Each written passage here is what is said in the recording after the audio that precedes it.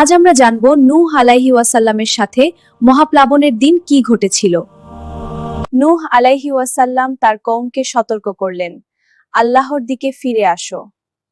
তারা উপহাস করল, অহংকারে অন্ধ রইল। 950 বছর দাওয়াত দিয়ে গেলেন। আল্লাহ ওনাকে নৌকা তৈরি করতে নির্দেশ দিলেন।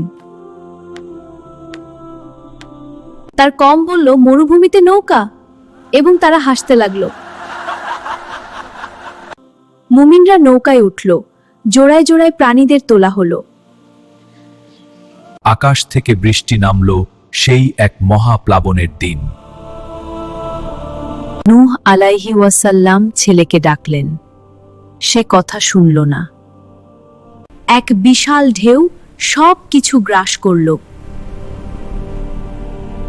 নৌকা তরঙ্গের মধ্যে ভেসে চলল। বৃষ্টি থামল, নৌকা পাহাড়ে দাঁড়ালো। এই থেকে জানা যায়, ধৈর্য ও ঈমান শেষে মুক্তি আনে।